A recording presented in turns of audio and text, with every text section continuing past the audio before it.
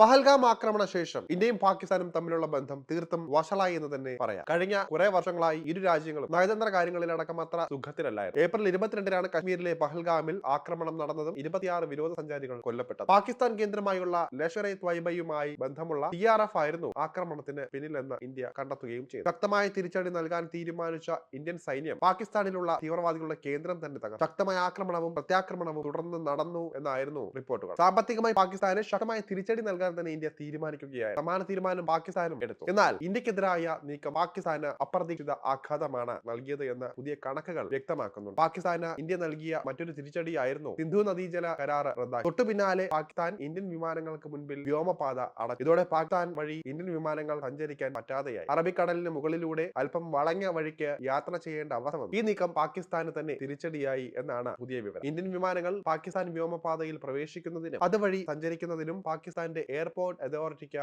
Fees നൽകാറുണ്ട്. നിരോധനം ഏർപ്പെടുത്തിയതോടെ ഈ ഇനത്തിൽ കിട്ടിക്കൊണ്ടിരുന്ന ഭീമൻ തുക പാകിസ്ഥാന് നഷ്ടമായി. ഇന്ത്യൻ വിമാനങ്ങൾക്ക് വ്യോമപാത നിരസിച്ചതോടെ 410 കോടി പാകിസ്ഥാനി രൂപ നഷ്ടം വന്നു എന്ന് ഡോൺ ദിനപത്രമടക്കം റിപ്പോർട്ട് ചെയ്തു. പ്രതിരോധ മന്ത്രാലയം പാകിസ്ഥാന്റെ ദേശീയ അസംബ്ലിയിൽ അവതരിപ്പിച്ച രേഖ ഉദ്ധരിച്ചായിരുന്നു റിപ്പോർട്ട്. കഴിഞ്ഞ ഏപ്രിൽ 24 മുതൽ ജൂൺ 30 വരെയുള്ള നഷ്ടത്തിന്റെ കണക്കുകളായിരുന്നു. ഇന്ത്യൻ വിമാനങ്ങൾക്കുള്ള നിരോധനം ഓഗസ്റ്റ് 24 വരെ പാകിസ്ഥാൻ നീട്ടിയിട്ടുണ്ട്. അതായത് ഈ ഇനത്തിൽ നഷ്ടം ഇനിയും ഉയരും. പഹൽഗാമിൽ ആക്രമണം നടക്കുന്ന വേളയിൽ പ്രധാനമന്ത്രി നരേന്ദ്രമോദി സൗദി അറേബ്യയിൽ സന്ദർശനത്തിലായി. സംഭവം നടന്നു എന്നറിഞ്ഞതോടെ അദ്ദേഹം തിടുക്കത്തിൽ നാട്ടിലേക്ക് തിരിക്കുകയും ചെയ്തു. ഇന്ത്യയിലേക്ക് വരുമ്പോൾ പാകിസ്ഥാന്റെ വ്യോമപാത ഒഴിവാക്കിയായിരുന്നു മോദിയുടെ യാത്ര.